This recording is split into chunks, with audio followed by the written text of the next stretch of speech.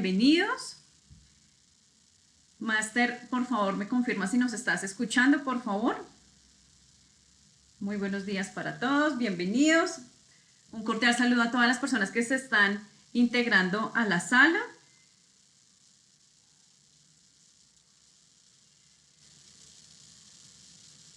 Perfecto, bueno, entonces ya aquí hemos recibido varios comentarios que sí estamos ok de audio. Bueno, muy buenos días para todos, bienvenidos, muchas gracias por haber aceptado esta invitación. En nombre pues de Lisa y también con el apoyo del Instituto Nacional de Contadores, hoy traemos un tema bastante coyuntural para cada uno de ustedes. Vamos a hablar de renta a personas naturales, en compañía de un amigo de la casa, pero antes de darle la palabra a nuestro invitado, quisiera comentarles que de parte del Instituto Nacional de Contadores tenemos varios beneficios que de pronto pueden ser de su interés. El primero de ellos es que se pueden vincular con una cuota de sostenimiento de tan solo 47.000 pesos anuales, van a recibir información y actualización profesional con varias líneas de información, aduanero, cambiario, tributario, NIF, NIA, bueno, un sinfín de información ejecutiva y administrativa que seguro va a ser de interés para cada uno de ustedes. También tenemos para cada uno de nuestros contadores y profesionales las certificaciones internacionales, entonces aquellos contadores que de pronto quieren entrar a esta competitividad del mercado con su certificación internacional, el INSP tiene convenios con ACAM y con el ICAEBO para que se certifiquen bien sea en normas internacionales de información financiera o en auditoría internacional. Entonces en el chat les voy a dejar los datos de contacto del Instituto Nacional de Contadores para que de esta manera aquellas personas que estén interesadas pues obviamente tengan unas tarifas preferenciales por haber asistido a esta capacitación. Ahora bien, sin más preámbulos, entonces damos la cordial bienvenida a nuestro especialista, quien nos va a acompañar en esta capacitación con este tema de renta a personas naturales. Él es Roger Román Sánchez, socio de la firma Russell Bedford DSA, consultor en materia tributaria de importantes empresas en la zona norte de Colombia. También se desempeña como docente en varias universidades y entidades a nivel nacional. Roger es contador público, candidato a título de Derecho, está certificado en IFRS Full e IFRS para Pymes por el ICAEBO de Londres, Inglaterra. Entonces, les agradecemos que todas las preguntas y dudas que tengan con relación a la presentación de nuestro expositor nos las hagan llegar por chat privado y al finalizar haremos nuestra sesión de preguntas. Ahora sí, entonces Roger, bienvenido, tienes la palabra, por favor.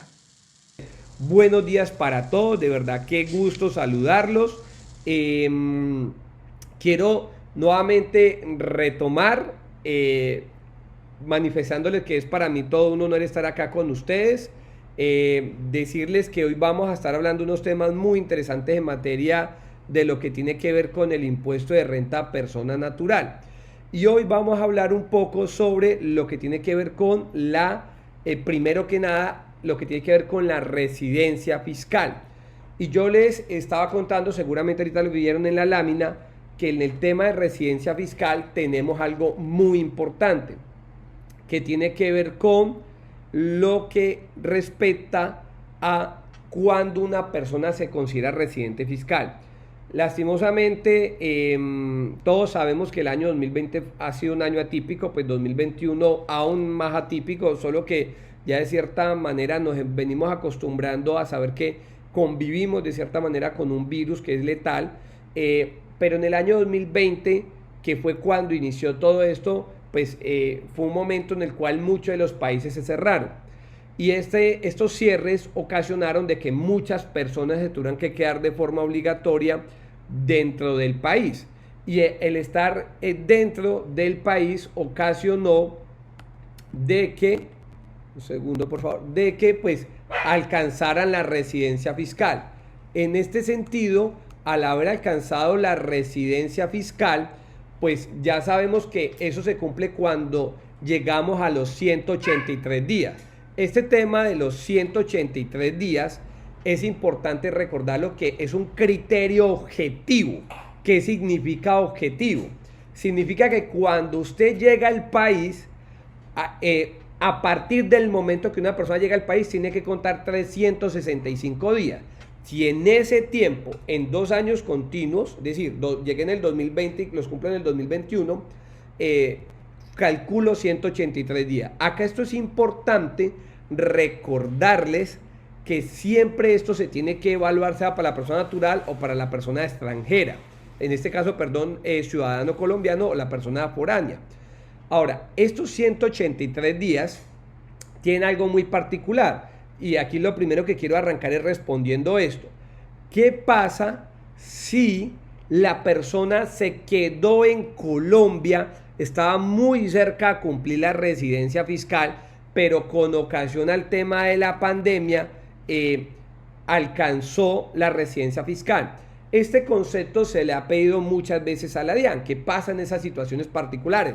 Ejemplo, nosotros tenemos clientes que los cuidamos mucho de que no pasen de ese término de los 183 días, porque la tributación en Colombia sería muy elevado para ellos. Pero imaginémonos un caso donde a la persona le faltan pocos días para adquirir la residencia por estancia en el país y llegó la pandemia. Lo que dice la DIAN es que efectivamente no en ningún momento ha habido una modificación del artículo 10 del Estatuto Tributario Nacional, que es el que establece los temas para validarse una persona de o no residente fiscal, que es muy diferente a lo que es la ciudadanía colombiana. En este caso, lo que dice la DIAN es que puede descontar aquellos días que ha estado en el país a través de su doctrina, si ha estado por fuerza mayor o caso fortuito. Este tema, que está regulado en nuestro Código Civil, es algo muy interesante, porque no es común que lo utilicemos en materia tributaria, pero este código o este artículo, que está bastante desarrollado en este caso por la jurisprudencia, donde nos han enseñado que la fuerza mayor o caso fortuito es toda fuerza que no puedo soportar, que es imprevisible, son 3 requisitos los que hay que cumplir. Puedo hablar de fuerza mayor o caso fortuito. Entonces, yo llegué, por ejemplo, tenía mi tiquete aéreo, es mi elemento probatorio para demostrar de que efectivamente yo me iba a devolver para mi país, pero no pude a raíz de la pandemia. Entonces, acá podemos ver, si ustedes tienen alguno de este tipo de casos, la posibilidad de alegar, pues, caso fortuito, fuerza mayor, en esos días, ojo, en los días que usted tuvo que estar dentro del país a raíz del tema por el COVID-19. Entonces, ¿cuál es el elemento probatorio que usted va a tener? Va a ser un elemento probatorio individual, porque pudo ser que usted se vino fue en carro y pues no se pudo devolver, o pudo ser que usted se vino, se gastó todos los recursos por sostenerse acá y no tenía tampoco cómo devolverse. Entonces, van a haber muchas cosas de materia probatoria que usted podrá alegar en ese caso específico. Ahora, para la persona nacional, es decir, para el ciudadano colombiano, pasa algo muy diferente. Y es que el ciudadano colombiano, además de cumplir los 183 días, pues por vivir acá, tiene que cumplir algunos de estos requisitos para no ser considerado como residente fiscal. Ojo, con un requisito que no se cumpla, ya eres residente fiscal, cuando eres ciudadano colombiano.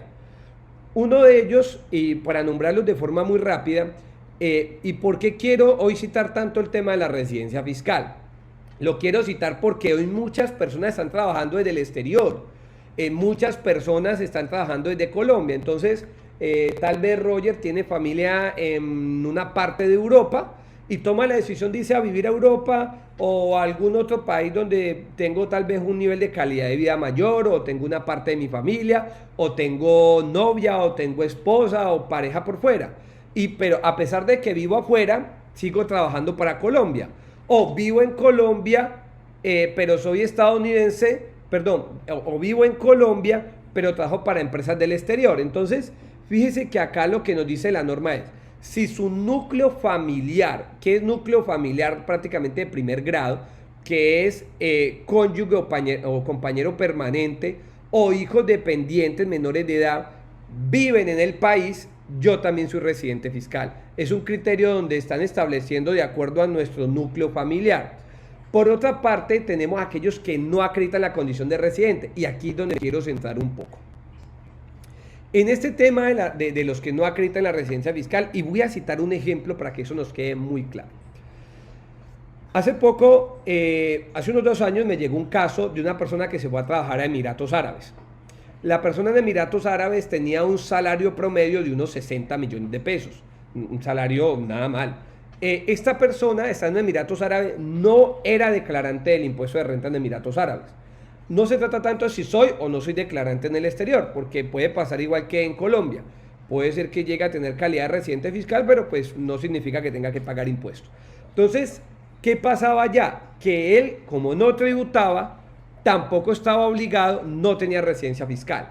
Entonces, como no tenía residencia fiscal, siendo colombiano, tenía que declarar en Colombia.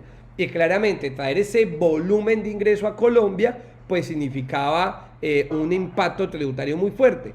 Y él me decía cosas como esa que tenía mucha razón. Me decía, Roger, es que yo allá puede ser que el salario se vea muy alto, de 30, 60 millones de pesos, pero es que el costo de vida es igual de alto. Entonces, si yo vengo y traigo un salario acá que no le puedo compensar ninguna renta, porque vuelvo y repito, el costo de vida ya es alto, pues voy a pagar un jurgo de dinero que realmente no estaría en capacidad ahorita de pagar, y más cuando ya me gasté la plata. Entonces, ese punto, cuando usted haga una declaración de renta de una persona, usted siempre le tiene que hacer un test.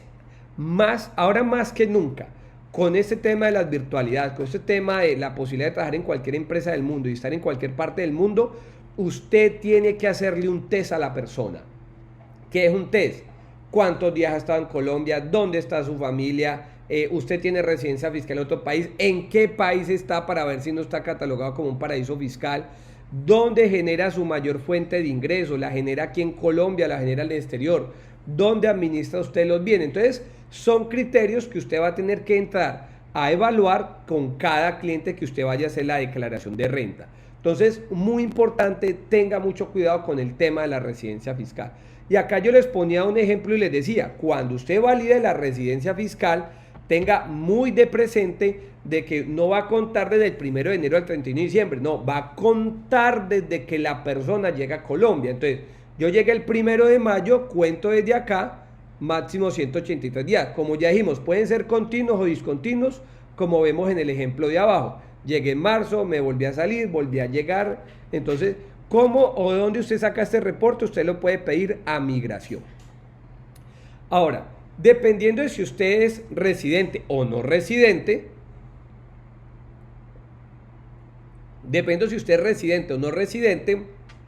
asimismo usted va a tributar. ¿Cuál es la diferencia de ser no residente fiscal a ser residente fiscal? Prácticamente la diferencia está en que si usted es residente fiscal, declara renta mundial. Si es no residente fiscal, solo tiene que declarar los ingresos que tenga en Colombia y el patrimonio que tenga en Colombia. Ahora, recordemos que cuando soy residente fiscal, esto es muy importante que lo tengan en cuenta, declaro por el formulario 210 y me aplica el sistema de renta cedular, donde tengo la oportunidad de acceder a rentas progresivas. Si soy no residente fiscal, me aplica formulario 110 y calculo por renta ordinaria. Es decir, no tengo derecho ni a renta exenta, es decir, lo que me establece el artículo 26. Entonces ya sabemos, residente fiscal, formulario 210. No residente fiscal, formulario 110. Muy importante que esto lo tengan en cuenta. Aquí rápidamente, que esto seguramente ya ustedes pues lo deben de escuchar mucho, es quienes no están obligados a declarar. Y a veces es algo muy importante porque casi siempre dicen, ¿quiénes están obligados a declarar? Entonces cuando dicen quiénes están obligados a declarar, nos dicen aquellos que cumplen estos montos. Estos montos que estamos viendo en pantalla, las 4.500 VT y las 1.400 VT para ingresos, consignación. Realmente ese no es el lenguaje que debemos de utilizar. El lenguaje es, todos tenemos que declarar en Colombia. Por regla general, todos debemos de declarar. Sin embargo, la norma ha dicho que hay unos que si no cumplen esos topes no están obligados a declarar. Ojo, todos estamos obligados a declarar. Sin embargo, hay unos topes que si yo no los cumplo, no voy a estar obligado. Ojo, obligaciones de una fuerza coercitiva de hacerlo.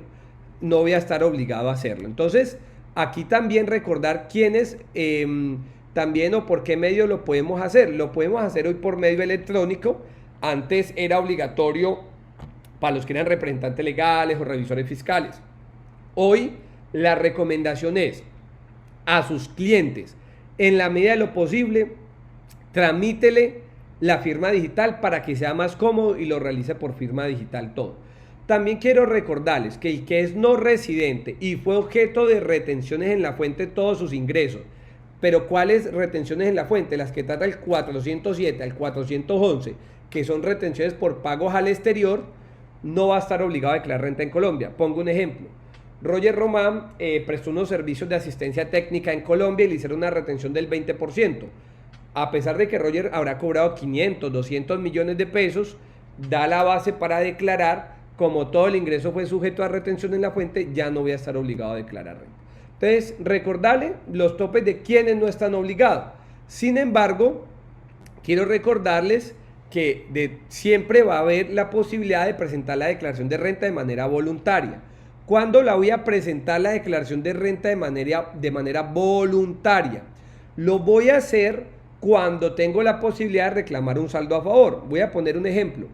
Roger Román le presta un servicio a Russell Bedford por una asesoría tributaria de 40 millones en un solo mes. Entonces vino, me contrataron, no hice nada más en el año. Presté un servicio donde cobré 40 millones. Si ya vimos que para yo estar obligado a declarar renta tengo que pagar 50. Como apenas fueron 40 millones, pues no me da lugar. Sin embargo, como fue en un mismo mes, Russell Bedford casi que me retuvo 8 millones de pesos. Entonces, claro, son 8 millones de pesos que yo puedo ir a hacer la declaración de renta y pedir ese saldo a favor que me sea devuelto. Entonces, ¿cuándo voy a hacer la voluntaria? Cuando yo tengo esa necesidad de pedir o solicitar un saldo a favor. Ahora, veamos que ahorita el 10 de agosto, no solo tengo la obligación de presentar la declaración de renta en el formulario 210, ya aquí abandono a los no residentes y voy a concentrarme en hablar sobre los residentes fiscales. Entonces, formulario 210 ya está listo, que cambió sustancialmente. Lo invito a que lo vean desde ya y yo les voy a contar por qué y les voy a contar también una anécdota enseguida sobre esa materia. Entonces, obligación 1, hacer la declaración de renta. Obligación número 2, hacer el formulario 2517. Pero ¿quiénes van a hacer el formulario 2517? Lo van a hacer aquellas personas naturales que sean obligadas a llevar contabilidad. Esto es muy importante, esto no lo van a hacer los asalariados. Esto lo van a hacer las personas que están obligadas a llevar contabilidad y que a su vez en el año inmediatamente anterior, 2020, perdón, en el año de la declaración, hayan tenido ingresos por más de 45.000 VT, es decir, 1.602 millones.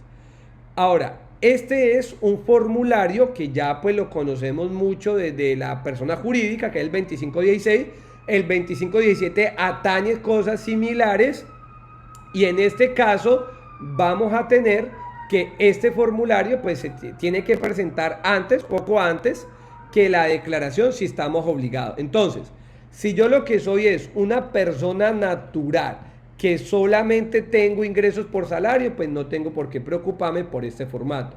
Roger, es que vendí mi casa, yo soy asalariado por 2.000 millones de pesos. Claro, me da el ingreso, pero es que yo soy asalariado. Y como soy asalariado, no estoy obligado a llevar contabilidad, entonces pues no tengo obligación de hacer el 2517. De lo contrario, estaría obligado. Quiero resaltar unos comentarios del nuevo formulario 210 que tuvo unos cambios importantes. Y fíjense lo que hicieron. Voy a recordarles que hay 5 tipos de cédula. Los 5 tipos de cédulas, podemos decir casi que 4 o 5 cédulas, dependiendo de la doctrina que ustedes quieran tomar. Cédula general. Entonces, todo esto que ustedes están viendo acá, toda esta primera parte, todo esto es la cédula general. La parte que es una sola cédula que está dividida en subcédulas. Luego tenemos la cédula de pensiones, la cédula de dividendos y pudiésemos hablar de una especie de cuarta que es la cédula de ganancias ocasionales. Ahora, veamos un poco este tema. ¿Qué pasa aquí con este formulario? Lo abrieron más. Primero nos cambiaron el diseño que estábamos acostumbrados durante muchísimos años y ahora tenemos que la subdividieron. ¿Por qué es importante hablar de esa subdivisión? Por esto. Rentas de trabajo. Fíjese que ya sabemos que aquí cuando me está diciendo rentas de trabajo, me está hablando prácticamente acá de salarios. Es más, yo creo que aquí se equivocaron, tenían que haber escrito salarios. Y acá colocaron rentas por honorarios que no van a tomar la renta exenta del artículo 10. Fíjese cómo ya aquí la DIAN va a supervisar más ese tema. Porque ¿qué es lo que estaba pasando? De que las personas, y cuento esa anécdota porque una vez me llegó una gran amiga, una amiga personal, y me pidió el favor que le ayudara con la declaración de renta. Cuando ella me pide que le ayude con la declaración de renta, yo se la realizo. Para resumirle, les dio a pagar 8 millones de pesos, un valor normal. Entonces, cuando yo le paso esa cifra a ella, casi le da un infarto y me dice: Roger, ¿cómo voy a pagar 8 millones de pesos si yo durante los últimos años he ganado en promedio lo mismo y pago siempre 100.000 pesos? Cuando me dice eso, me asalta la inquietud y yo le digo que vuelva y lo haga con la persona. Cuando ella me trae la declaración de renta, ¿qué se hizo? Pues que todo lo pusieron acá como ingresos no constitutivos de renta ni de ganancia ocasional, como si hubiera tenido costos y gastos. Entonces fíjese que acá ya eso va a quedar muy supervisado. Entonces, si usted se va por esta línea, sabe que puede imputar costos y gastos. Pero si usted todo es salario, no va a poder hacer eso. Porque si es salario, ya sabe que va a ir por acá y pues no va a poder imputar ningún costo ni gasto. Entonces, con esto, ¿qué les quiero decir? Esto va a ser una declaración de renta que cada día va a ser más supervisada, más vigilada y con mayor facilidad de fiscalización por parte de la DIAN. Ahora, otra obligación que vamos a tener también y que ahorita está siendo muy común es la declaración de activos en el exterior. Esta declaración de activos en el exterior, a Dios gracias, en la ley 2010 se bajaron un poco los topes. Entonces, las personas naturales que al 31 de diciembre, pues la norma lo habla el 1 de enero de cada año, estamos hablando 1 de enero del 2021, en este caso vamos a hablar de 31 de diciembre del 2020, tenían activos en el exterior. ¿Qué tipo de activos en el exterior? Bancos, bienes, inversiones, sociedades, casas, bueno, todo, cualquier bien que ustedes quieran imaginar en el exterior que supere las 2.000 VTs. Estamos hablando 71 millones de pesos, tendrá que hacer la declaración de activos en el exterior, que vence el mismo día que la declaración de renta, es decir, comparten la misma fecha de vencimiento. Entonces, y este formato es obligatoriamente electrónico, o sea que desde ya usted tendría que tener su firma digital si va a estar obligado a esto. Por otra parte, importante recordar de activo en el exterior que el régimen sancionatorio es muy gravoso. Entonces ahora hay muchas personas, sobre todo por ejemplo nosotros tenemos mucho cliente que siempre piensa mucho en el riesgo país y mantiene mucho recurso en el exterior. Entonces, en este sentido, pues acá hay que tener cuidado para hacer la declaración de activos en el exterior. Pues recordarles nuevamente que ese régimen sancionatorio, esa declaración es muy, muy elevado para que tengan mucho cuidado. Vamos con la parte que más quería llegar. Hace poco nosotros mantenemos en la firma charlas de coach. Y en unos programas y una lectura que también uno realizaba, decía que una persona tiene una concentración máxima de 15 minutos. Luego de 15 minutos uno se desconcentra. Si ya ustedes no se me concentraron en la primera, en esta sí quiero que nos concentremos, por favor. Sé que esos 15 minutos vamos a aprovecharlos acá al máximo. Fíjense algo que vamos a ver acá y es renta persona natural en tiempos de COVID. Considero que esta es la parte más importante de la charla. Sucesiones ilíquidas. Antes de abordar sucesiones ilíquidas, quiero comentarles que hasta hace poco, el último reporte que vemos todos los días en Colombia, iban casi, ya habíamos superado la barrera de los 100.000 muertos. Desde marzo a la fecha, más de 100.000 muertos. Algo lamentable. Pero esto también tiene unos temas fiscales que hay que cumplir. Voy a contarles entonces un poco de las sucesiones ilíquidas.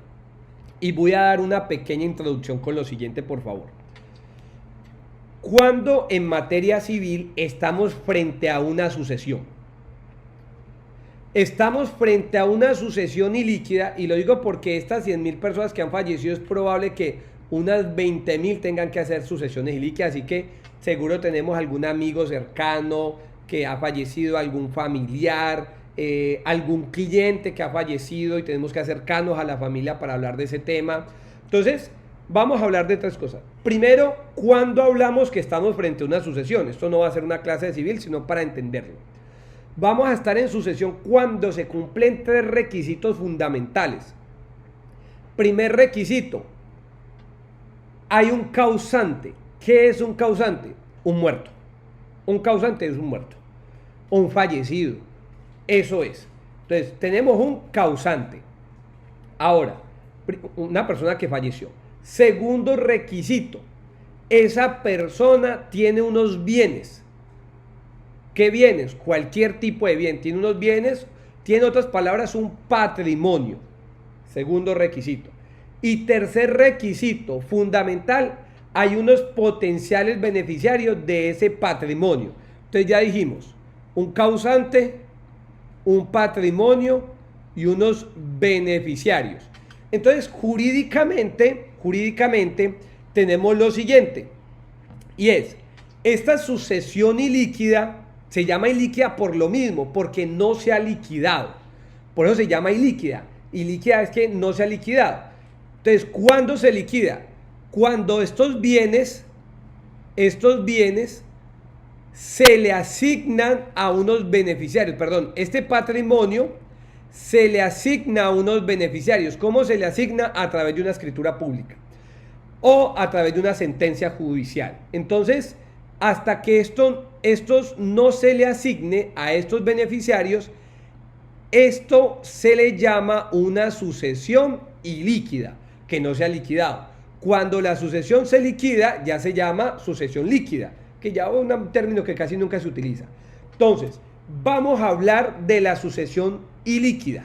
Ya hemos aprendido, la sucesión ilíquida es aquella donde no se ha asignado ese patrimonio a unos potenciales beneficiarios, que pueden ser legatarios, pueden ser beneficiarios o puede ser producto de una misma donación.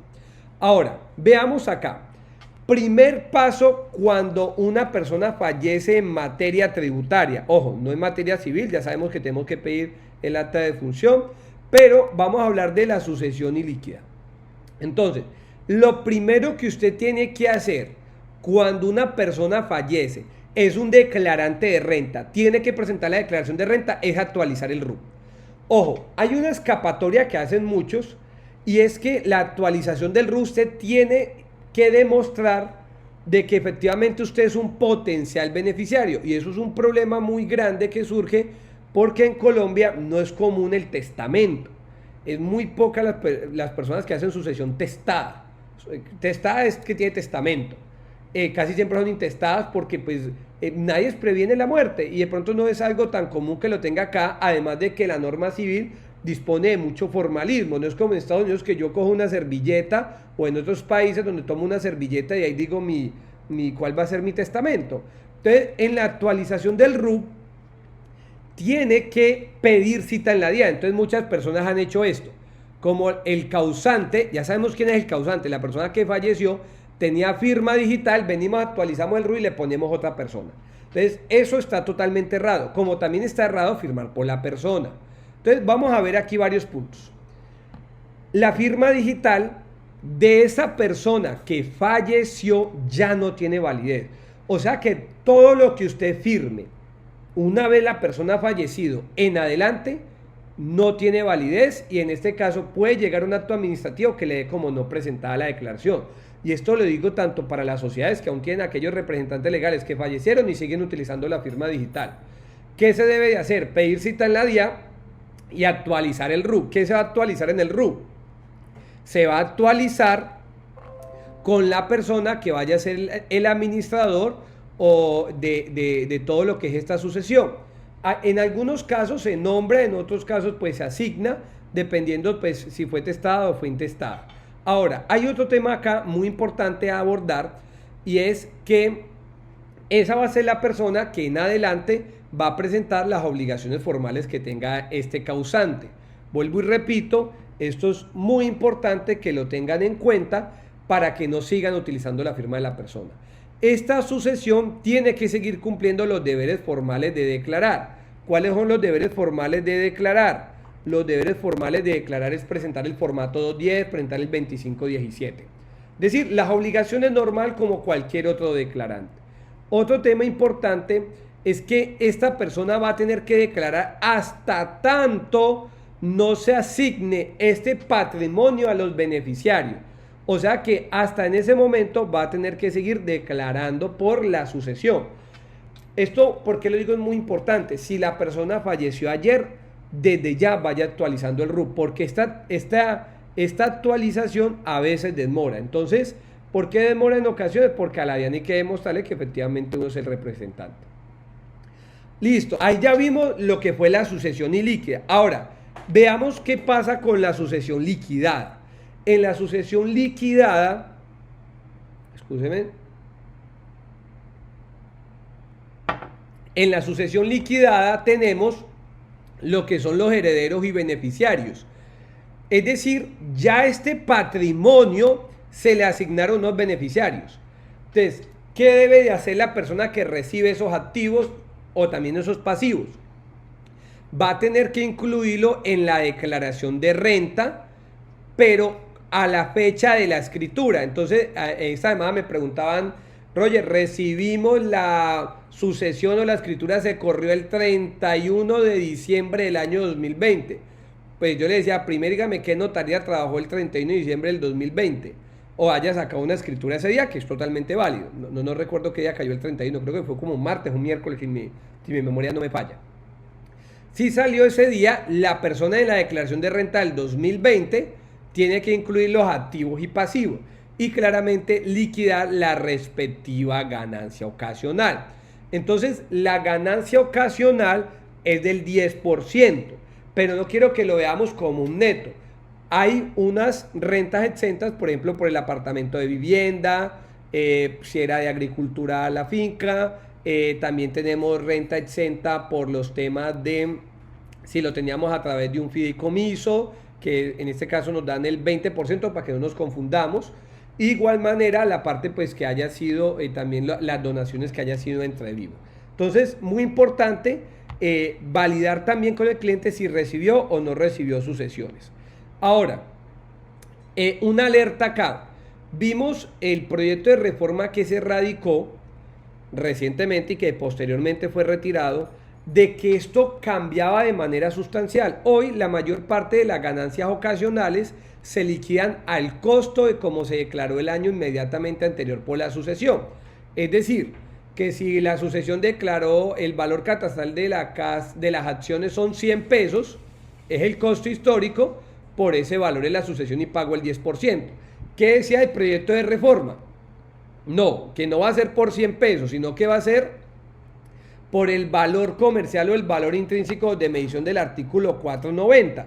Entonces imagínense que yo sea, vamos a poner un ejemplo, una de esas empresas antiguas, que yo sea dueño de Bavaria. Entonces yo compré a Bavaria, la fundé en su momento por allá con 100 millones de pesos. ¿Cuánto vale Bavaria hoy?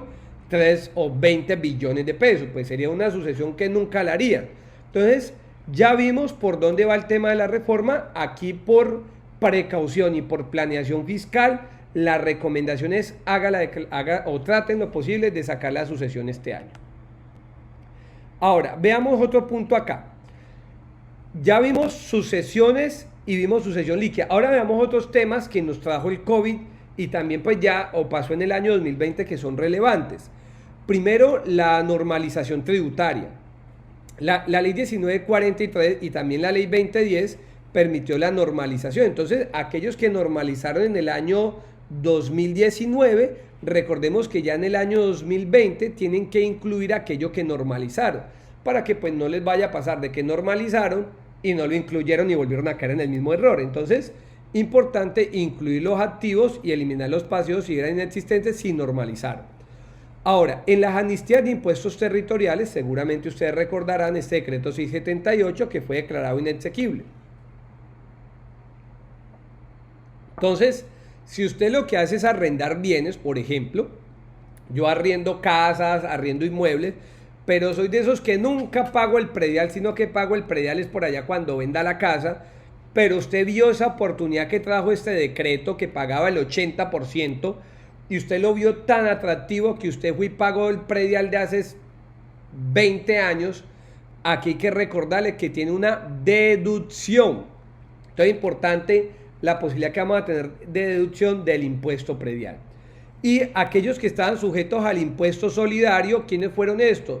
Funcionarios públicos y las altas pensiones de más de 10 millones, acá que norma que también fue declarada inexequible.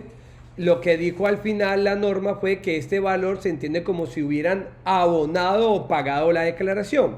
Así que si usted le retuvieron por impuesto solidario 10 millones de pesos, pues ya usted sabe que cuando haga usted su declaración de renta, estos 10 millones los va a descontar como si hubiera pagado. No quiero asimilarlo a una retención porque no sería lo correcto, pero pues sí, de cierta manera, y si le genera saldo a favor, lo podrá solicitar. Esto es muy importante para los pensionados, porque recordemos la pensión es una renta exenta. Entonces prácticamente si le descontaron este tributo, pues ya tiene un saldo a favor que puede ir a reclamar a la DIAN.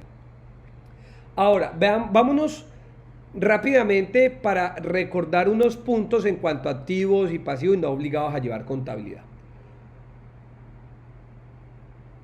Patrimonio bruto.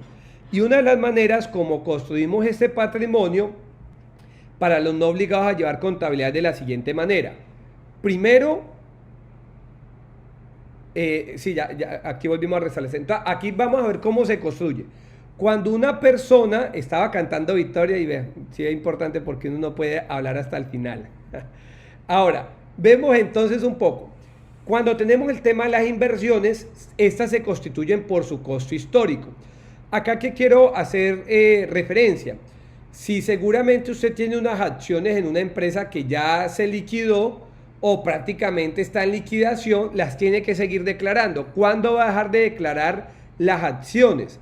Las va a dejar de declarar en el momento que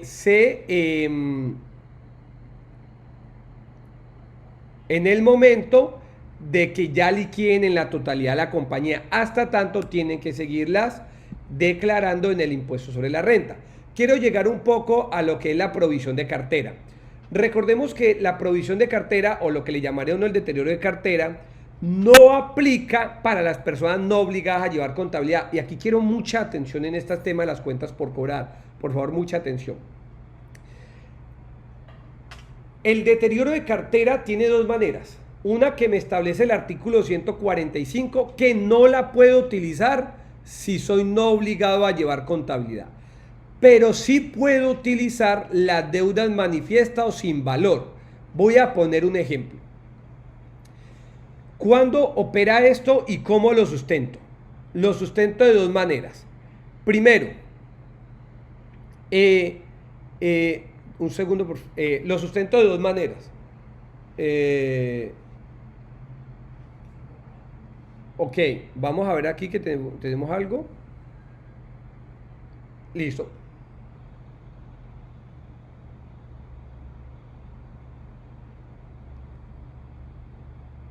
Ahora, veamos aquí algo. Lo siguiente. ¿Qué pasó? ¿Ya?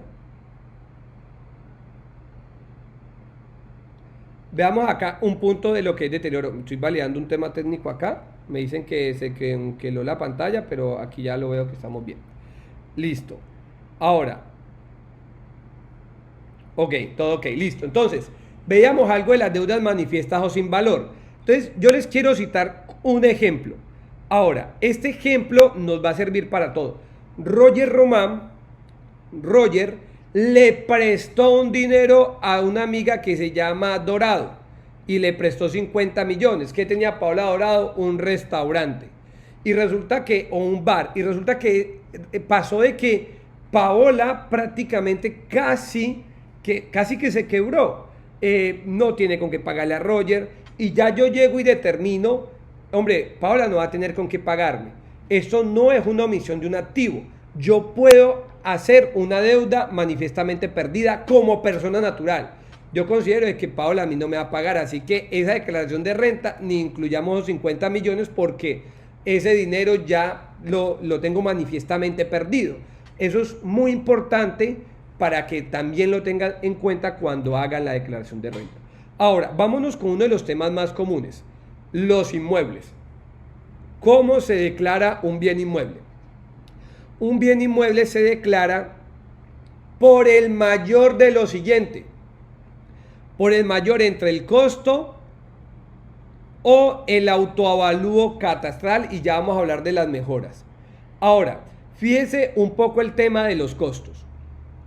En el tema de los costos, cuando yo debo sopesar cuál es mayor, el avalúo catastral o el costo, en muchas regiones del país casi siempre el autoavalúo catastral es mayor que el costo. Por ejemplo, Bogotá. En Bogotá el valor de los avalúos son muy cerca a los comerciales, pero hay otras ciudades donde no necesariamente es así, y esto es un error muy grave que se comete cuando se hace una declaración de renta, para que ustedes lo corrijan desde ahora. Cuando usted haga una declaración de renta, usted lo primero que le va a preguntar a la persona es ¿cuándo compró el bien inmueble y por cuánto lo compró? Voy a ponerles un ejemplo. En Cartagena es muy común. Por ejemplo, en Cartagena yo tengo un cliente que tiene una casa que la compró por 6.000 millones. El valor catastral de la casa son 1.000 millones de pesos. Miren la diferencia tan significativa. Y el valor comercial está como en 12.000 millones. ¿Por qué valor debo declarar? Por los 6.000. Hay que tener mucho cuidado, porque muchas personas lo que hacen es que cogen de forma directa el autoavalúo catastral. Entonces tengan mucho cuidado con ello.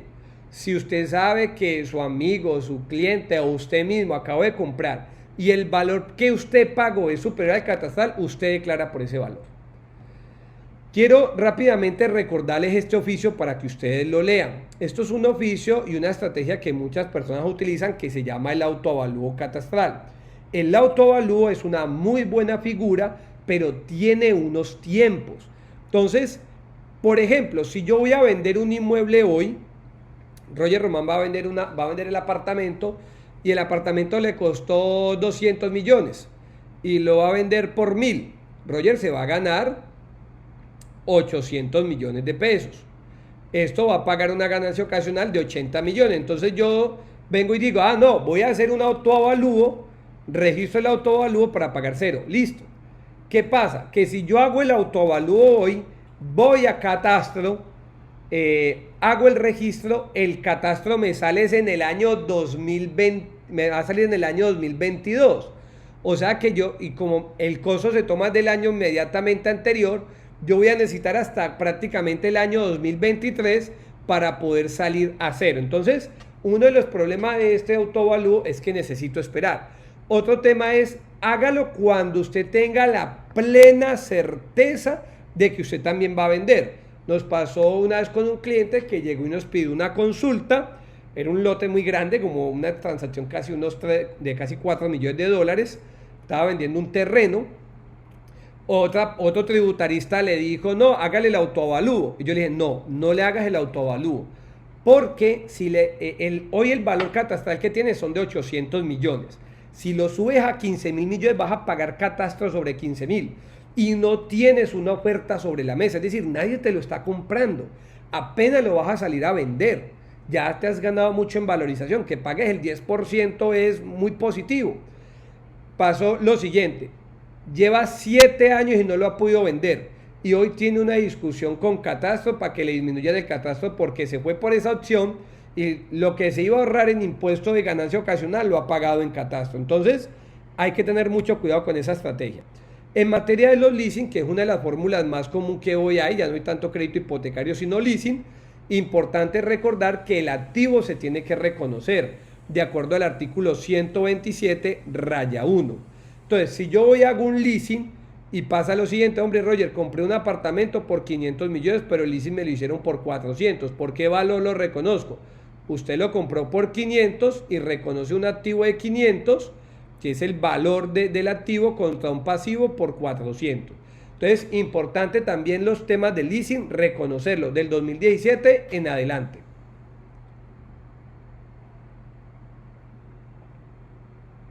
Los anteriores, que fueron al 2017, pues recordemos, hay un régimen de transición y también había un tratamiento que estaba regulado en un decreto reglamentario. Ahora, vámonos con los pasivos. Con los pasivos hay que recordar que los pasivos tienen que ser de fecha cierta. Son sucesos que desprenden fecha cierta y obligaciones presentes.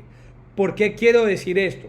Porque nos hemos encontrado muchas veces de que la persona se reconoce un pasivo a cualquier tercero y no hay un documento soporte que lo respalde. Entonces, voy a ponerles un ejemplo. Yo le debo a la sociedad. Roger Román le debe a Russell Bedford, porque Russell Bedford le dio unos dineros y no lo han legalizado con nada. ¿Cuál es el documento? Ninguno. Unos soportes son las transferencias. ¿Qué es lo mínimo que usted va a hacer? Haga una letra, haga un pagaré, haga un acuerdo, haga un contrato, haga un documento, en otras palabras, que lo soporte. Hace poco nos llegó un caso a la oficina que estamos ya teniendo porque la DIAN le está desconociendo un pasivo casi de 300 millones donde se lo prestaron 3 personas y realmente le prestaron el dinero. ¿Qué fue lo que pasó? Que la persona es de tanta confianza, los que le prestaron, que no hicieron nada. Simplemente yo te presto y me pagas una tasa de interés de tanto. Hoy la DIAN me está diciendo esto es un pasivo inexistente porque él no encuentra el soporte. Entonces, importante soportarlo con documentos ciertos. Usted puede ir a una papelería y puede comprar una letra que eso vale 2,000 pesitos, vale 1,000 pesos y se llena a pulso. Entonces, importante tengan en cuenta esta recomendación. Ahora, vámonos con los temas de los ingresos. Quiero recordarles que en materia de los ingresos, la persona que no está obligada a llevar contabilidad tiene que reconocer los ingresos es por caja. Y esto es muy importante porque este año, que ya dijimos fue un año atípico, tiene unas connotaciones muy grandes. Y son de que es probable que a mí no me hayan pagado. Entonces, ojo con este caso. Roger Román le prestó unos servicios a Russell Bedford. ¿Se acuerdan los 40 millones? Vamos a poner que le presté 80 millones de pesos. Pero uno se lo presté en noviembre. En noviembre le facturé 40 millones de pesos.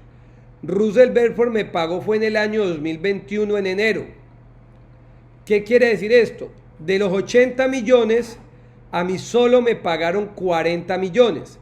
Pero es que en la exógena me reportaron 80. Usted tiene que declarar 40 millones de pesos.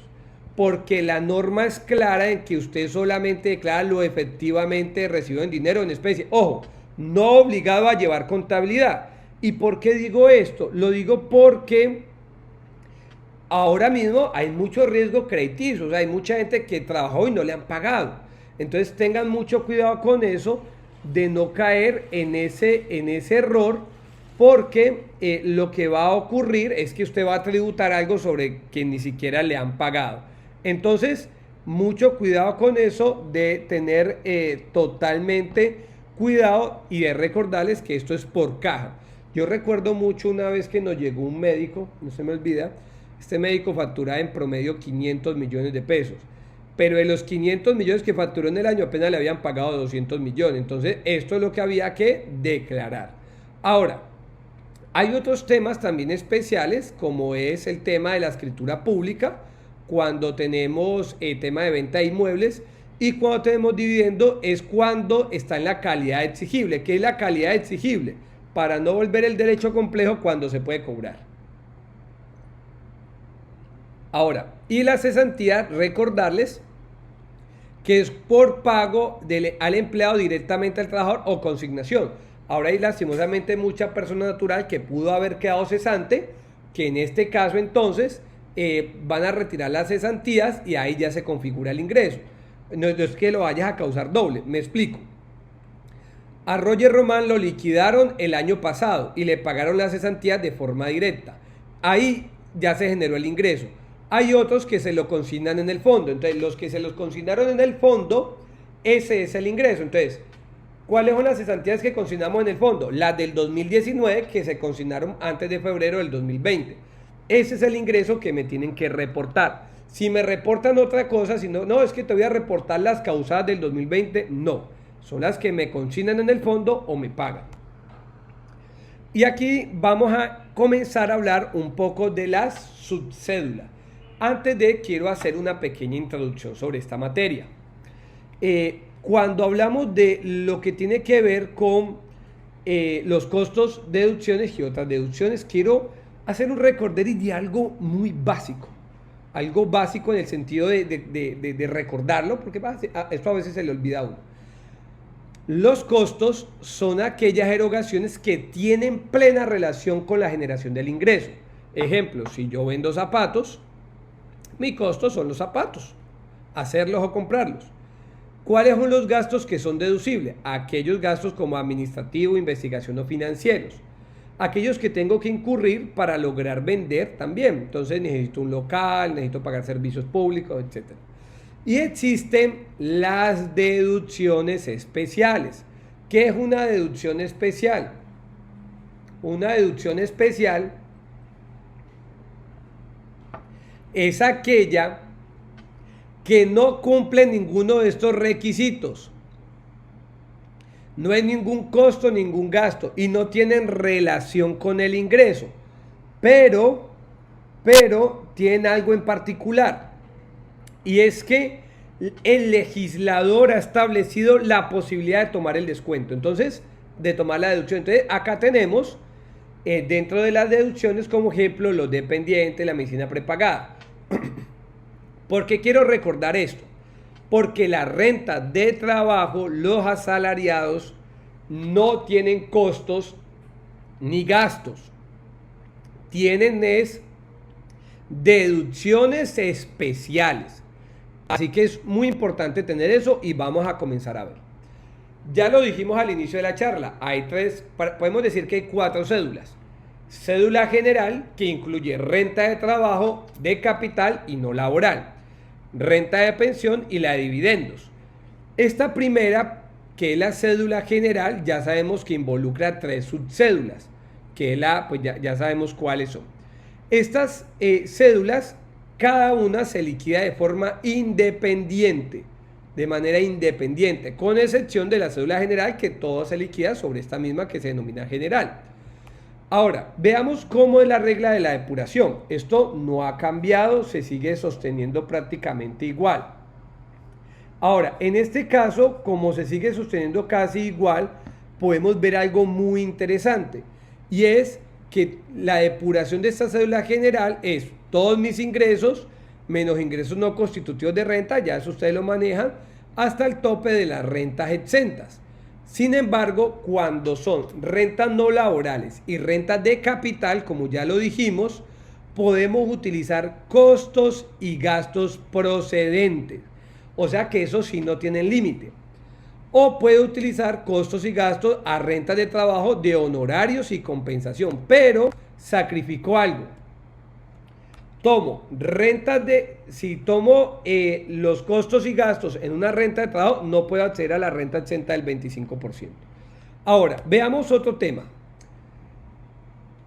Este tenía que ir antes, pero bueno, en materia de rentas de trabajo, entonces yo puedo escoger, me voy por la renta exenta o tomo costo y gasto. Entonces, es un ejercicio que usted siempre tiene que sopesar. Ejemplo, vamos a suponer que Roger viviera de dictar conferencias. Entonces, como Roger dicta conferencias, tuvo ingresos por 100 millones de pesos en el año. ¿Cuáles son los costos de Roger como conferencista? Yo puedo decir, yo tengo que pagar tiquetes aéreos, yo tengo que pagar internet, yo tengo que comprar una silla porque necesito sentarme, yo necesito gastos de relación pública, yo necesito comprarme libros, yo necesito asistir a otras conferencias para también aprender, yo necesito pagar temas universitarios para continuar en esa capacitación continua. Entonces, si yo sumo todo esto y me da más del 25%, vaya por costo y gasto.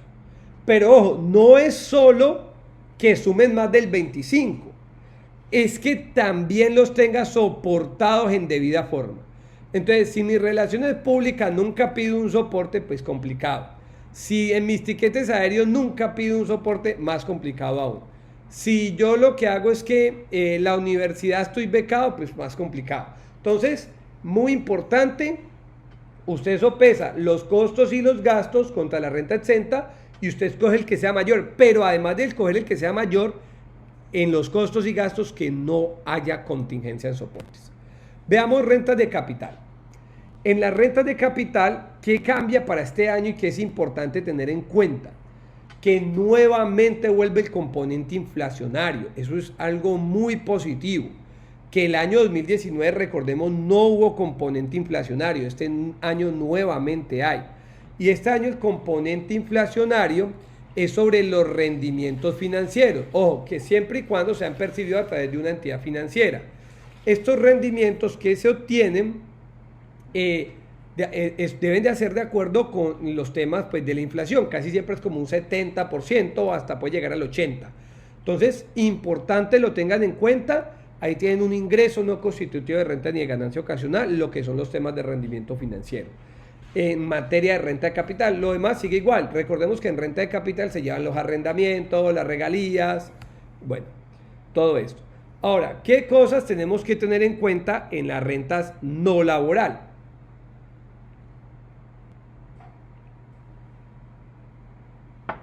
Acá quiero hacer énfasis en la renta no laboral en lo siguiente.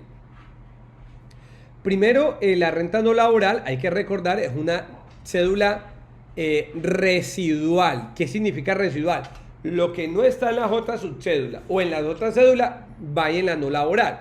Por ejemplo, ahí tenemos los tenderos, los comerciantes, personas naturales, están ahí.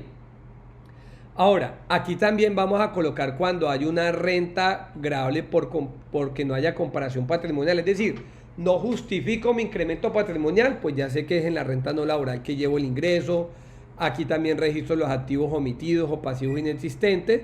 Y acá puede ser más de una cédula, puede ser una misma renta exenta o deducción. Listo. Acá también quiero recordarles un poco, pues que ahí también llevo los otros ingresos. También ya han habido unos pronunciamientos que las rentas como son los de la CAM pues no le aplica el tope del 40%, pero donde quiero enfocarme es en las pérdidas.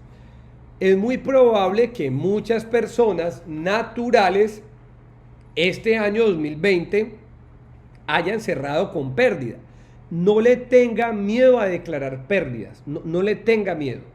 Lo que debe tener cuidado es que esté todo debidamente soportado. Ejemplo, si Roger Román vende, tiene un negocio de comida rápida y obviamente yo venía muy bien con mi negocio de comida rápida, tal vez vendía unos 80 millones de pesos mensuales o póngale que vendía hasta 100 millones, pero a la raíz de la pandemia este ingreso se me bajó casi a 10 millones de pesos. Las pérdidas han sido astronómicas para los restaurantes. Entonces, como prácticamente ha cerrado con pérdida, una persona natural no le dé miedo cerrar con pérdidas fiscales, siempre y cuando tenga todo debidamente soportado.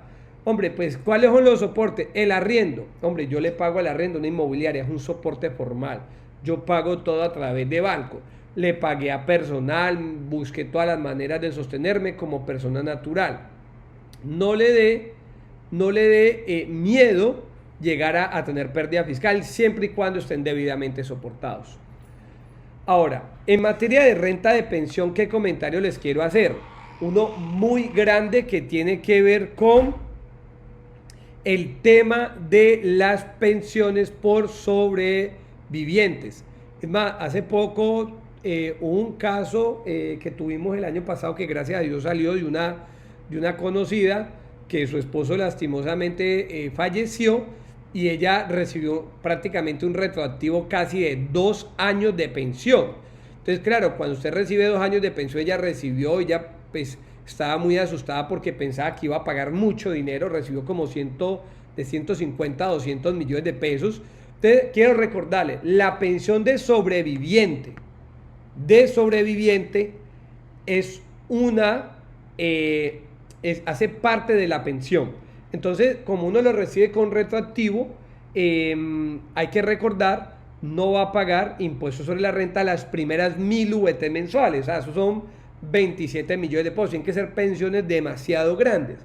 yo particularmente, Roger Román, en la experiencia no se ha encontrado con una pensión más alta que me he encontrado, ha sido de 25 millones, y es muy alta. No me he encontrado una de más de ese tope, seguramente existirá. Ahora, esta pensión de sobreviviente, ya sabemos, todo hace parte de renta exenta. Entonces, ¿cuándo aplica? Por ejemplo, si mi cónyuge falleció o mi hijo, mi mamá y me dejó pensión, pues ya sabemos que eso no va a aplicar. Lo que sí es importante recordar es que las pensiones del exterior sí son gravadas con el impuesto sobre la renta y no gozan del beneficio. Y esto es algo muy importante a decir, porque es probable que yo sea un pensionado de Estados Unidos y tengo una pensión muy agradable. Si yo me vengo a Colombia y soy residente fiscal, tengo que pagar por esa pensión y puede ser bastante oneroso.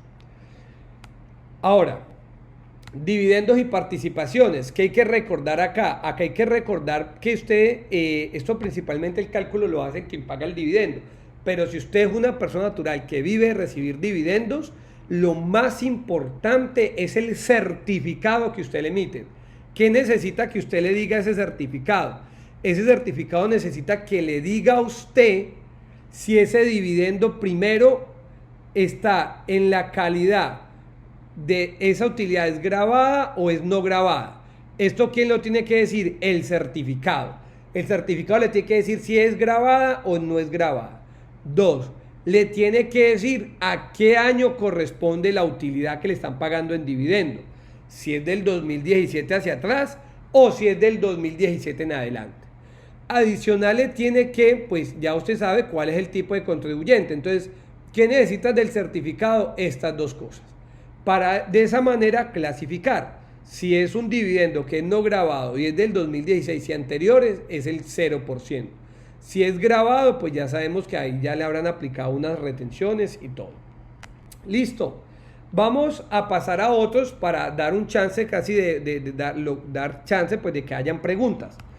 Vamos a ir a otros. En otros, ¿qué podemos ver? Recordarles, descuentos tributarios también aplica para renta persona natural. Y aquí este año es muy probable que tengamos muchas donaciones. Seguramente todos, y seguramente todos los que me escuchan, y a todos los que ustedes les hacen esto, seguramente hicieron donaciones en el año 2020. Como se hizo donaciones en el año 2020 a raíz de esta pandemia, yo les quiero recordar cuándo me puedo tomar el descuento tributario por donación y hasta qué monto.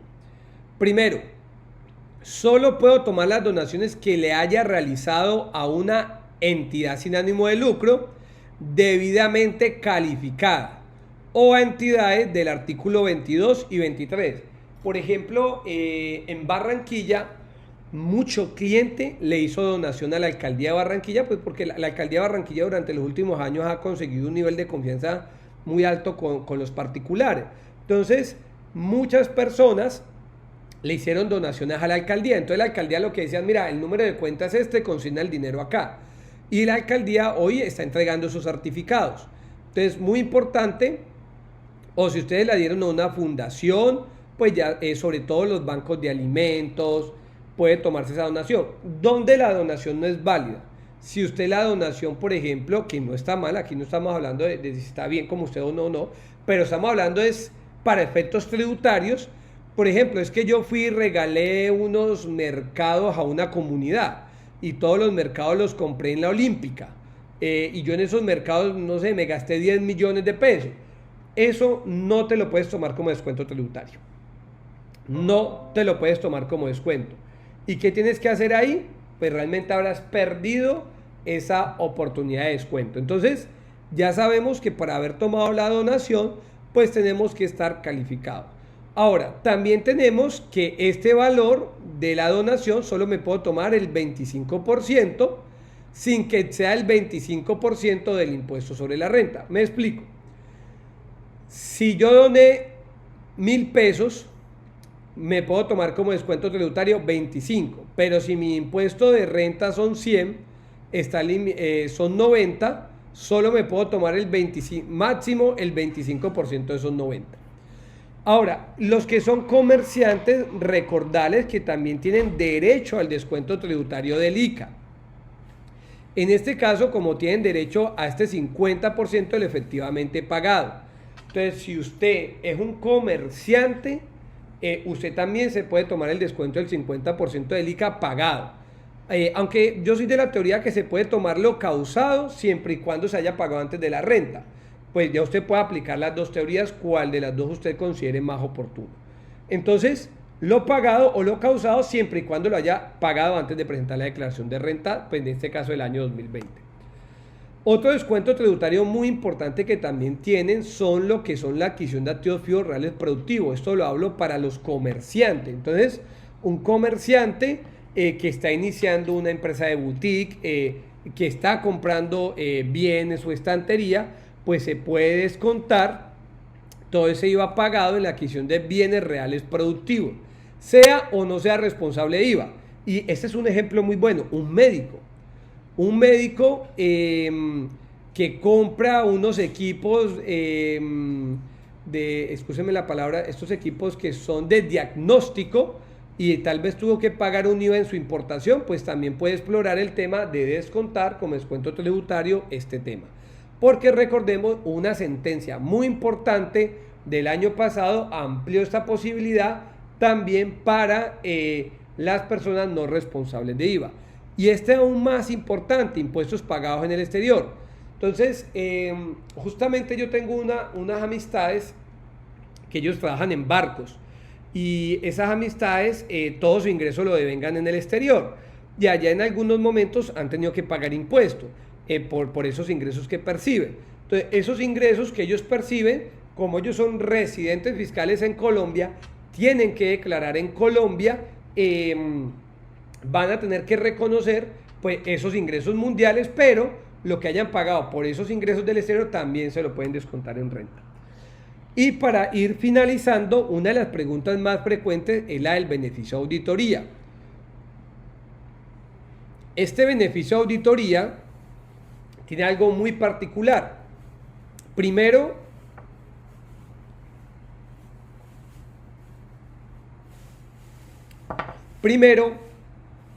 tenemos de que el término general de una declaración normal que haya saldo a pagar o saldo a favor, y por favor, hay un mito que quiero que se elimine, es que yo no quiero cerrar con saldo a favor y lo voy a llevar con anticipo. Yo no sé de dónde salió, y lo digo porque yo también lo hice hace como 8 años, yo le hacía, no, es que es mejor cerrar con anticipo que con saldo a favor. Hoy el término de la firmeza es igual. Cerrar con saldo a favor o cerrar con anticipo da lo mismo. Entonces mejor cierre con saldo a favor. Ahora, el término de las declaraciones hoy día son 3 años. Entonces, si a mí se me vence el 10 de agosto la declaración, cuento a partir de ahí 3 años. Que declaro, obviamente hablando que presenté de forma oportuna. Pero para el año 2020, y aún me queda otro año adicional, tenemos lo que es el beneficio de auditoría. En el beneficio de auditoría tenemos que si yo, en comparación al impuesto, ojo, al impuesto neto de renta, aumento en más de un 30% mi ingreso, voy a poder acceder al beneficio de auditoría, pero adicional cumplo unos requisitos. No tengo un beneficio tributario a mi razón geográfica. Esto realmente no le aplica a la natural porque esto es para personas jurídicas. No haya cerrado con pérdida fiscal. Esto es muy importante, no tenga retenciones inexistentes. O sea que yo por 1,000 pesos puedo perder el beneficio de auditoría, así que tengo que tener plena certeza de lo que me están certificando. 2, que el impuesto de renta del año inmediatamente anterior sea superior a 2.500.000. Entonces, eso es importante, el impuesto de renta del año anterior sea superior a 2.500.000. Entonces, cumplidos estos requisitos, aumenté mi impuesto en más de un 30%, la firmeza la tengo en 6 meses. Si lo aumenté en un 20%, en un año, o sea, pero este sí corre desde el vencimiento para declarar y también tengo que presentarlo de manera oportuna y pagar de manera oportuna, es otro requisito, presentar y pagar de manera oportuna. Acá es importante decir algo sobre esta materia. Cuando es bueno usted buscarlo. Primero, el beneficio de auditoría. Cuando pues su misma operación así lo generó. Hombre, es que Roger es un desarrollador de marketing de redes sociales. Roger es un influencer. Y resulta que como influencer, hombre, la pandemia, la gente estaba en la casa, Roger hacía show y se disparó y antes, o sea, me fue demasiado bien en la pandemia. Como dice un gran colega mío, hay días en que todo el mundo está llorando y otros están vendiendo pañuelos. Entonces, en la pandemia también hubo gente que le fue muy bien económicamente y subió su ingreso y efectivamente suben de forma natural su impuesto. Hay otros que no suben de manera natural, sino por estrategia. Ejemplo, Roger Román es un constructor, pero como constructor o maestro de obra o arquitecto no es el más organizado con los papeles. Entonces compró el cemento en esta ferretería, se perdió el papel, compró por allá, también se le perdieron los papeles, el único soporte que hay es un pago con la tarjeta de débito. Entonces cuando usted sopesa todo eso, usted dice, venga, sí es verdad que usted incurrió en el gasto, o sea, es una realidad. Aquí no estamos evadiendo y no estamos inventando. No obstante, no cumplimos la formalidad de los soportes. Entonces, podemos buscar tal vez el beneficio de auditoría para dar tranquilidad jurídica al contribuyente. O de lo contrario, pues se hace como es la debida forma. Entonces, esto lo digo no para evadir, jamás utilicen esto para evadir, porque yo considero que ya estamos en un año que esos temas de evasión ya quedaron en el pasado y ya obviamente tenemos que contribuir a las arcas estatales. Si no me refiero a formalidades. Les voy a poner otro ejemplo de una formalidad. Hay personas, por ejemplo, hay clientes que ellos, lo cito de una amiga, que, por ejemplo, este cliente hace compras en municipios donde no son tan formales. Entonces, este cliente en ocasiones compra un tipo de madera especializada, que son maderas muy puntuales y las compra por allá arriba, en el Chocó, a 6 días, en una lancha. Pues obviamente no les van a aceptar nada electrónico, no les van a aceptar un cheque porque pues aceptarle un cheque es ir a la ciudad y perder 3 días. Entonces aceptan son flujos de dinero. Entonces fíjese que él sí incurre en el costo y en el gasto, solo que no cumple la formalidad de que el pago tiene que ser a través de sistemas bancarios. Entonces ahí en ese momento pues da un parte de tranquilidad tener algún beneficio de auditoría para no tener pues cuestionamientos futuros. Este tema de las amnistías territoriales, como ya les había dicho, importante recordar que vamos a tener deducciones en el impuesto predial, el que es comerciante en el industria y comercio, el que arrienda vehículo en el impuesto a vehículo.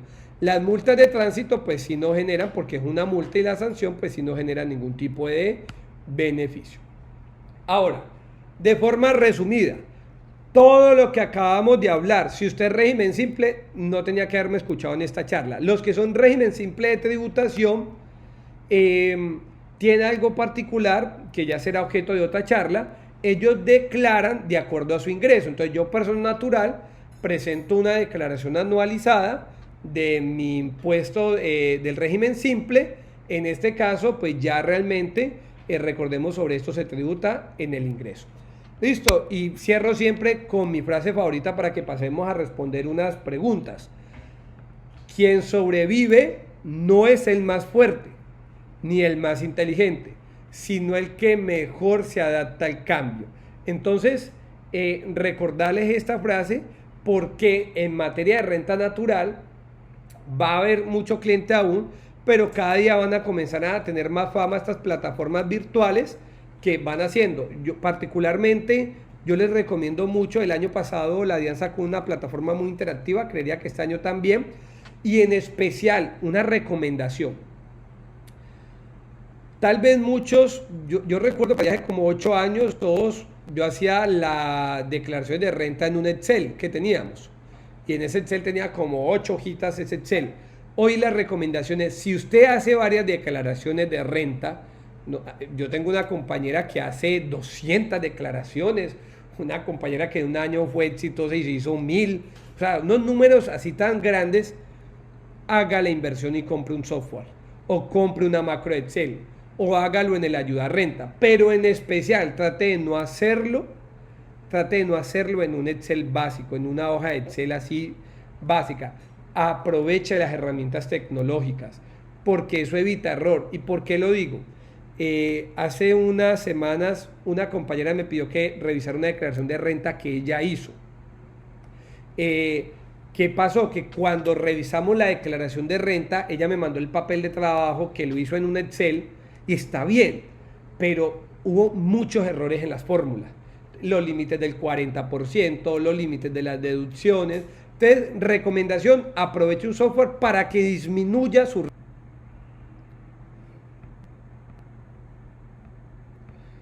Listo. Agradezco todas las preguntas, ustedes las puedan enviar al chat.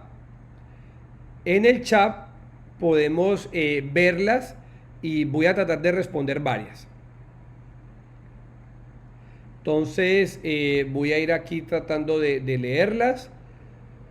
¿Qué pasa? Que como han habido ocasiones donde he tenido que volver a cargar la plataforma, ya no puedo ver las preguntas. Entonces, si hay preguntas, por favor escríbanlas enseguida en el chat y vamos a comenzar a responderlas. A mí me impresiona mucho, hoy creo que alcanzamos un pico de más de 1000 personas en esta conferencia, realmente un número importante de personas. Cuando uno ve este número tan grande, me siento como si fuera un artista, como me dan hasta ganas hasta de cantarles, pero bueno, lastimosamente Dios me proveyó, fue de otras habilidades y no fue en la música. Entonces, acá tenemos la primera pregunta que nos dice: buenos días, ¿cómo puedo? Aquí nos pregunta Marley Polo, buenos días para todos. Dice, ¿cómo puedo ajustar el costo de una vivienda si en el 2019 la declaré por costo catastral? En 2020 no estoy obligado a declarar, en el año 2021 la vendo. Primero, es muy buena pregunta la que me realizan. Lo primero que quiero recordarles en materia de ganancia ocasional. En materia de ganancia ocasional, como el activo tienes más de 2 años con él, el valor del costo de la venta por ganancia aquí va a ser la que tenía registrada en valor catastral. Entonces, o en el costo, cuál de las dos sea mayor. Entonces, si yo tenía la casa por 1.000 millones y el valor catastral eran 200 y yo la vengo declarando por 1.000, este va a ser el costo que voy a utilizar para mi ganancia ocasional. Pero si yo la veniera declarando por 200, puedo cometer un error y es que pierdo esta oportunidad. Entonces ahí sí mi costo van a ser 100. Entonces, en este caso, si tú no has declarado renta, la recomendación es que como no has estado obligado, valida cuál de las dos te beneficia más. Sí, la de tomar la del costo según sea mayor o la del valor catastral. Acá Duberni Casa nos pregunta, ¿qué software o macro recomienda para realizar la declaración? Me abstengo, yo les validaría con Elisa, a ver si no sé si Elisa tiene algún software que nos pueda ayudar en esa materia, pero pues realmente no tengo uno aquí a la mano que les pueda recomendar. Si la persona, aquí nos pregunta Gloria, si la persona que fallece nunca había presentado renta, ¿se debe presentar como sucesión líquida? Claro, aunque depende. Esa es muy buena pregunta, Gloria, muy buena.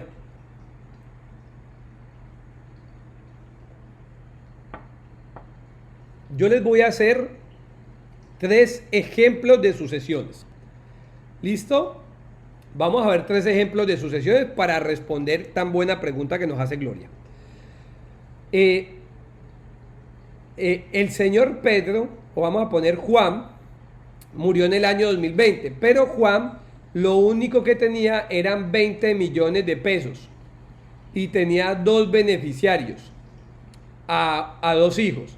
Estos 20 millones de pesos los tenía en efectivo. ¿Cuál es la recomendación acá? Pues los 10 millones de pesos no es un monto tan importante, ahí no hay sucesión y lo que pueden hacer es integrarlo enseguida en su renta. Además, como es tan bajo el monto, pues ni siquiera. Otro ejemplo, el mismo caso de Juan, tenía 20 millones, vamos a ponerle un poco más. Juan tenía 100 millones de pesos en el banco, pero los herederos de estos son 5 personas que salen de a 20 millones. Cosas de la vida. Una de las hijas se le sabía la clave de la cuenta bancaria y vino y repartió los 20 millones a todos. tiene que hacer la sucesión, pues yo le diría sopéselo. Sopéselo. Si todos están de acuerdo, ahí en renta tampoco habría que hacer nada. Ah, pero venga, es que él tenía una vivienda y esta vivienda está por 200 millones de pesos. Aquí sí, cuando estamos frente a un bien inmueble, ahí sí tenemos que comenzar a pensar en la sucesión y aquí sí tendríamos que integrar en este caso, para responderle aquí a Gloria, si la persona cumple los requisitos, tiene que declarar renta. Entonces, aquí es muy importante, si la sucesión ilíquida es como si estuviera, en otras palabras, es un sujeto que tiene derechos y deberes, tiene que seguir presentando las obligaciones formales en materia del impuesto sobre la renta. Entonces, las sucesiones tienen que seguir declarando hasta cuándo, hasta que este dinero, este patrimonio, le sea asignado a unos legatarios o a algunos beneficiarios. Listo, pregunta, si un reporte en ecógena, entenderé que es exógena, 80 millones y la retención es sobre 80 y se reporta 40 millones, se reporta la retención. No, lo primero que debemos de hacer es que recordemos en materia de rentas de trabajo, la retención en la fuente se aplica por pago. En este caso, esa empresa tenía que haber retenido era sobre los 40 millones de pesos. Y ahí claramente no te puedes descontar esa retención porque no tienes un ingreso asociativo a ella. Buenos días, ¿cómo se maneja el auxilio de nómina del gobierno en las deducciones de nómina? Luz López, Luz, te agradezco, vale. ¿Cómo se maneja? Primero, si yo soy un comerciante que recibí el auxilio de nómina del Estado, ese auxilio de nómina que me dio el Estado es un ingreso, ojo, es un ingreso. Muchas personas me dicen, pero es que eso es un ingreso no constitutivo de renta ni de ganancia ocasional. No, gracias por esa pregunta, Luz. Ese ingreso por el PAEF, para los que son comerciantes, es un ingreso grabado en el impuesto sobre la renta. Tenemos otra pregunta. Cuando un contribuyente hace un préstamo, ¿qué tratamiento se le da en el ingreso? No me queda muy clara. Le agradezco a la doctora Xiomara si puede volver un poco a formularla. Si yo, Roger Román, le presta dinero a otra persona, tengo que reconocer la cuenta por cobrar. Y si le cobro intereses, tengo que reconocer mis intereses. Muy importante ahora, con ocasión a la pandemia, seguramente muchos socios o accionistas de empresas familiares tuvieron que prestarle dinero a las sociedades. Entonces hay mucho cuidado con los intereses presuntos. Vamos con otra pregunta que tenemos tenemos por acá una pregunta de Marley Polo. Nos dice, para el caso de la ganancia ocasional por venta de la casa 2021, ¿tengo que presentar la declaración de 2020? ¿No están obligados para ajustar el costo? Claro, tienes que presentar la declaración de renta. No tienes que necesariamente tener la declaración de renta del año anterior porque no estabas obligado. Adelaida Sánchez nos pregunta, ¿para el autoavalúo hay una norma o puedo libremente, voy a volver a leer, qué pena. Para el autoavalúo hay una norma o puedo libremente poner en mi renta un autoavalúo de ese inmueble y me beneficie y no me dé tanta ganancia ocasional. Ojo, importante es que el autoavalúo no yo declaro lo que yo quiera declarar. El autoavalúo es por el costo o el autoavalúo catastral. O sea que tengo que registrarlo en catastro. No es, venga, es que este inmueble vale 1.000, póngale 2.000 porque lo voy a vender y para evitar costos. No, tengo que hacer el registro ante catastro. Eso es muy importante, no lo puedo reconocer de esa manera. Tengo que hacerlo y mucha gente me dice, yo tengo que hacer un autoavalúo, un perito. En algunos municipios sí lo exigen, en otros no. Pues si yo le digo al municipio, hombre, el autoavalúo catastral es de 1.000, le voy a pagar por 5.000, pues no se va a negar el municipio. Ahora, aquí viene y me pregunta, un extranjero que es contratado directamente con contrato término fijo, ¿está bien hacerle retención del artículo 183? Creería que es el artículo 383, nos lo pregunta.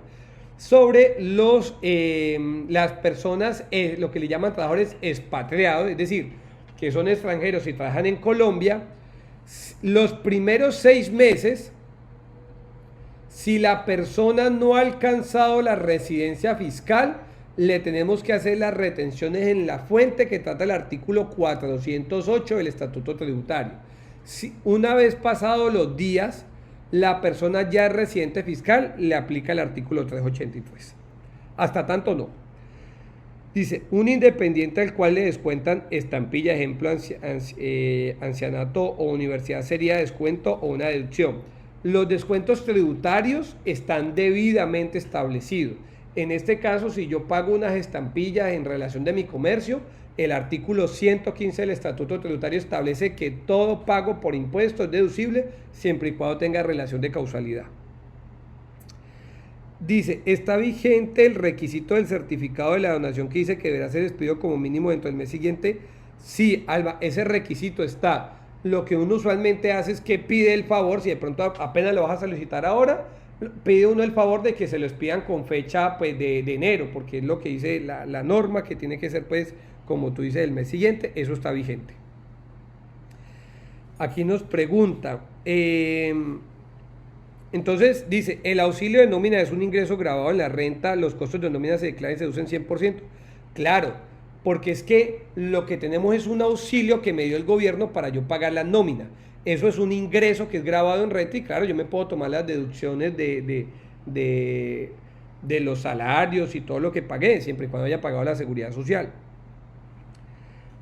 Voy a escoger otra pregunta acá. Dice, Alcila Vanega nos pregunta, ustedes escúchenme que no esté viendo a la cámara porque me toca ver las preguntas. Nos dicen acá, un extranjero un extranjero que presta asesorías en Colombia, nosotros le retenemos en la fuente el 20%. Y él dice que el 10% porque tiene convenio doble, pero nosotros no encontramos ese texto. Claro, Alicia, no es una pregunta de renta natural, pero voy a responderla de forma muy rápido. Sí, nosotros tenemos un convenio de doble imposición con España. Es más, después del acuerdo de la CAN, que fue en el 2005, viene el convenio con España, que si mi memoria no me falla es del año 2008. No lo vas a encontrar dentro del Estatuto Tributario porque eso es una norma especial que es a partir de un convenio internacional. Recordemos de que nosotros tenemos en Colombia algo que llama el bloque de constitucionalidad y estos convenios internacionales que se firman entran ahí. Entonces, en otras palabras, tienes que ir a buscar el acuerdo que lo puedes encontrar en la página de la DIAN. Colocas ahí acuerdos de doble imposición y te sale. En Colombia actualmente tiene como 10 y efectivamente la retención es el 10%. Karen nos pregunta, caso de colombiano que se fue a trabajar al exterior y no viene a Colombia hace más de 4 años. Él tiene 2 apartamentos de Colombia de los cuales recibe ingresos. ¿Debe declarar renta en Colombia? Sí, Karen, pero como yo le dije al inicio, hay que hacerle el test. Hay que hacer el test. Entonces, si tú me dices, ¿dónde vive él? No, es que él vive en Hong Kong. A pesar de que vive en Hong Kong, tiene que declarar renta mundial en Colombia por el formato 210. Ok, no, ya tú le hiciste el test y efectivamente no es residente fiscal en Colombia. Entonces sí, solo declara renta en Colombia por los ingresos que él perciba acá por esos arrendamientos. Cuando se vende el activo y se estaba depreciando, esta depreciación se llama como renta por recuperación de deducción. Depende, Luis. Ahí te invito a que veas el artículo 90 y por allá el artículo más o menos 180. Cuando tú haces una enajenación de activo fijo que tiene más de 2 años y el valor de la venta es superior al costo inicial, enseguida por obligación lo primero que tienes que hacer es recuperar la depreciación, que en este caso pues ya sabemos que pagarías pues renta ordinaria por ella. Ahora veamos acá. La grabación, claro que va a estar disponible, ya Elisa les mandará la grabación. Dice, las donaciones se toman como ingreso grabado. Ojo, esto es importante decirlo. Si Roger Román es un comerciante y es una persona que es muy querida y tal vez la familia vio que Roger Román se está quebrando y me regalaron dinero, las donaciones intervivos es un tema de ganancia ocasional, entonces, pero sí van a estar grabados. Los documentos para soportar un paso por préstamo, ¿es necesario autenticarlo? Muy buena pregunta, Lida. Excelente pregunta. Me dicen acá, una persona natural que tiene pasivos por préstamos, ¿tiene que autenticar los documentos? No. La autenticación son temas de firma. Si usted quiere darle mayor formalidad a una letra o eso, pues sí es recomendable autenticarlo. Pero para efectos fiscales lo importante es que las partes hayan firmado un pagaré, una letra, un documento soporte que no necesariamente tiene que estar autenticado. Dice, si la persona natural recibe indemnización por parte del Estado, esto logra por medio del abogado para efectos de la liquidación de la ganancia, ¿hay algún costo que pueda asociar? Esto es muy bueno, Milsen, porque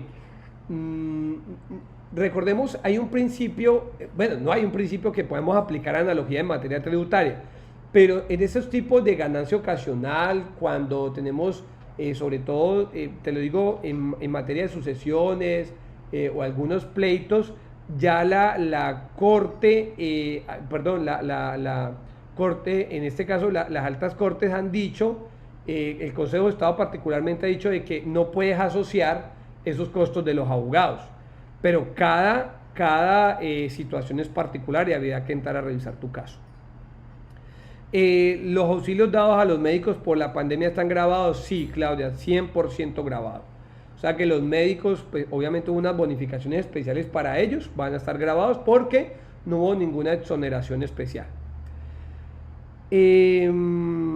Listo. Para los dueños de vehículos de transporte de carga terrestre, ¿hay algún límite para los costos y gastos? No, no hay ningún límite. Es más, ellos son un buen ejemplo de que pueden haber pérdidas fiscales. Tuvieron el carro parqueado durante más de 6 meses, aquellos que son intermunicipales y que tuvieron que incurrir en parqueo y si quieres también le pagaron a los empleados y pueden haber cerrado con pérdida fiscal. Dice Vicky, ¿en qué cédula se reporta el retiro de aporte voluntario que no cumplió 5 años de permanencia y no compró casa? Vicky, lo debes de hacer en aquella cédula donde dependía o donde te aprovechaste la renta exenta. Por ejemplo, si te la aprovechaste una renta de trabajo, la tienes que devolver por ahí. Dice...